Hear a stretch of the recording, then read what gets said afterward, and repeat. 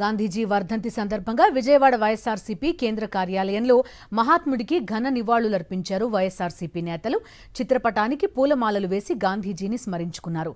కార్యక్రమంలో ఎమ్మెల్సీ లేళ్ల అప్పిరెడ్డి, మల్లాది విష్ణు, వెల్లంపల్లి శ్రీనివాస్, దొంతిరెడ్డి వేమారెడ్డి, గోరంట్ల మాధవ్తో పాటు పలువురు వైఎస్ఆర్సీపీ నేతలు పాల్గొన్నారు. గాంధీజీ సిద్ధాంతాలను కూటమి ప్రభుత్వం తుంగలో తొక్కుతోందని విమర్శించారు వైఎస్ఆర్సీపీ నేతలు. గత వైఎస్ఆర్సీపీ ప్రభుత్వంలో గాంధీ ఆశయాలకు అనుగుణంగా వైఎస్ జగన్ పాలన చేశారని అన్నారు. జగన్మోహన్ రెడ్డి గారి నాయకత్వంలో గ్రామ స్వరాజ్యానికి కేంద్ర బిందువుగా గ్రామ వార్డు సచివాలయాలను తీసుకొచ్చి 15,000 సచివాలయాల్ని రూపొందించి ఈ రాష్ట్ర ప్రజలందరికీ కూడా అందుబాటులో తీసుకొచ్చినటువంటి పరిస్థితి. అంటే అటు రాజశేఖర రెడ్డి గారు కానీ, ఇటు జగన్మోహన్ రెడ్డి గారు కానీ, మహాత్మా గాంధీ గారి కన్న కలల్ని సాకారం చేసినటువంటి లీడర్స్ వీళ్ళు.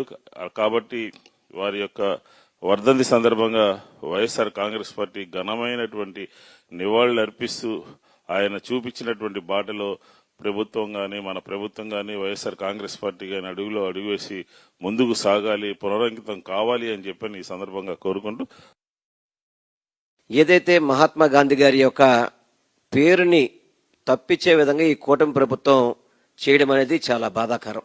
ఎందుకంటే ఉపాధి హామీ అనేది ప్రతి ఒక్క పేదవారికి కూడా కూడుపెట్టే కార్యక్రమం.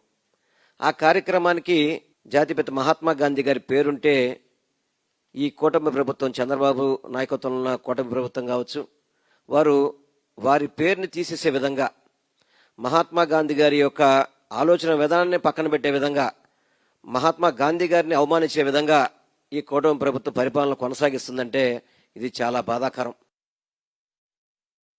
గ్రామీణ వాతావరణాలు శాంతియుతంగా గాంధీ అనుసరించినటువంటి అనేకమైన మార్గాల్ని అనేకమైన రాజకీయ పార్టీలు ఈ దేశంలో పనిచేయడానికి ఆ విధంగా ప్రయత్నిస్తున్న సమయంలో మనం ఉన్నాం.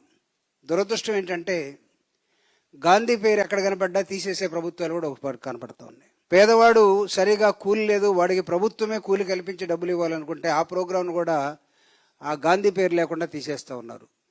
కానీ జగన్మోహన్ రెడ్డి గారు అధికారంలోకి వచ్చినటువంటి 5 సంవత్సరాల్లో గాంధీ గారి ఆలోచన విధానం ఆ ముద్రలో ఎలా ఉంటాయో చూపించినటువంటి ప్రభుత్వం కూడా కనబడుతుంది ఇక్కడ.